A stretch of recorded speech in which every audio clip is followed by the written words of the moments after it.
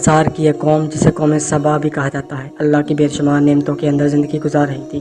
یہ قوم ایک عظیم تہذیب و تمدن کی مالک تھی۔ حضرت داؤد علیہ السلام اور حضرت سلیمان علیہ السلام کی باعظمت حکومتوں کے بعد ان کی حکومت زبان زد خاص و عام تھی۔ کہا جاتا ہے کہ یہ لوگ گندم کے مغز سے آٹا پیس کر روٹیاں پکاتے تھے، لیکن اس کے برعکس وہ اس قدر اسراف کرنے والے اور ناشکرے تھے کہ انہی روٹیوں کے ساتھ بچوں کا پخانہ صاف کرتے تھے۔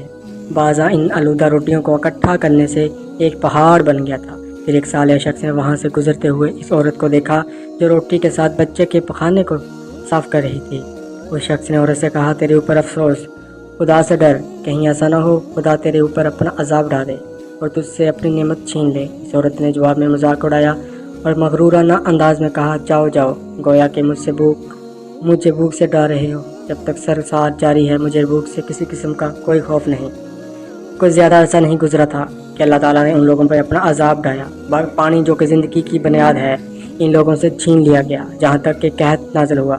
بات یہاں تک پہنچ گئی کہ ان کی ذخیرہ کی وہ تمام غذا ختم ہوگی۔ آخرکار وہ مجبور ہو گئے اور انہیں آلودہ روٹیوں پر ٹوٹ پڑے جو ان لوگوں نے اکٹھی کر کے پہاڑ کی مانند ڈھیر لگایا ہوا تھا، بلکہ وہاں سے روٹی لینے کے لیے صف لگتی تاکہ ہر کوئی وہاں سے اپنے حصے کی روٹی لے سکے۔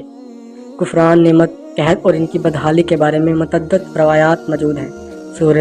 سورہ نحل کے آیت نمبر 112 اور 13 میں یوں ارشاد ہوتا ہے، اور اللہ نے اس بستی کی بھی مثال بیان کی ہے جو محفوظ اور مطمئن تھے، اس کا رزق ہر طرف سے باقاعدہ آ رہا تھا، لیکن اس بستی کے رہنے والوں نے اللہ کی نعمتوں کا انکار کیا تو خدا نے انہیں بھوک اور پیاس کا مزہ چکھایا، صرف ان کے اعمال کی بنا پہ جو وہ انجام دے رہے تھے۔ اور یقیناً ان کے پاس رسول آیا تو ان لوگوں نے ان کو جھٹلایا تو پھر ان تک عذاب آ پہنچا۔ یہ سب ظلم کرنے والے تھے۔ اسی قوم سبا کے بارے میں ایک اور واقعہ بیان ہوتا ہے کہ ان لوگوں نے اپنی زراعت کو بہتر طور پر کاشت کرنے کے لیے پانی ذخیرہ کرنے کے خاطر بلک کے دو پہاڑوں کے درمیان ایک بہت بڑا مغرب تعمیر کیا ہوا تھا۔ سوراخ اور دوسرے پہاڑوں سے گزرا ہوا پانی اس بند میں آ کر وافر مقدار میں جمع ہو جاتا۔ قوم سبا نے اس پانی سے صحیح طور پر استفادہ حاصل کرتے ہوئے وسیع و عریض اور بہت سے خوبصورت باغات لگائے اور کھیتی باڑی کو رونق بخشی۔ ان باغات کے درختوں کی شاخیں اس قدر پھلوں سے لدی ہوئی ہوتی کہ کہتے ہیں کہ اگر کوئی شخص سر پر ٹوکری رکھ کے اس کے نیچے سے گزرتا تو پھل خود بخود ٹوکری میں گرنا شروع ہو جاتی اور قلیل مدت میں ٹوکری تازہ پھلوں سے بھر جاتی۔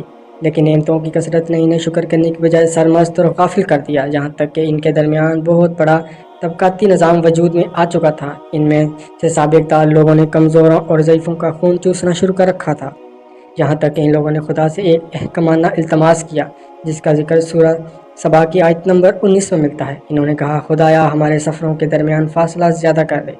انہوں نے اللہ سے یہ التماس کی اس لیے کہ تاکہ غریبوں اور نواں لوگوں، عمرہ اور ثروت مند ان کے ہمراہ سفر نہ کر سکیں۔ ان کی خواہش یہ تھی کہ آبادیوں کے درمیان خشکی ہو، فاصلہ بہت زیادہ ہو تاکہ تہ دستی اور کم دامدی والے لوگ ان کی طرف سفر نہ کر سکیں۔ اللہ تعالیٰ نے ان مغرور پیٹ کی بیچاریوں پر اپنا غضب نازل کیا۔ بعض روایات کے مطابق ان مغرور لوگوں کی آنکھوں سے دور صحرائی چوہوں نے مغرق نامی بند کی دیواروں پر حملہ کر کے انہیں اندر سے کھوکھلا کر دیا۔ ادھر سے بارشیں زیادہ ہوئیں جن کی وجہ سے سیلاب آ گیا اور اس بند میں پانی بہت زیادہ اکٹھا ہو گیا۔ اچانک بند کی دیواریں ٹوٹیں، اس سے ایک بہت بڑا سیلاب آیا جس میں تمام دیہات، آبادیاں، مال مویشی، باغات، کھیتیاں، ان کے محل اور گھر پانی میں غرق ہو کر نابود ہو گئے۔ ان کی باغات، ان کے زراعت میں سے صرف بیری کے درخت اور کچھ جھاڑیاں بچیں۔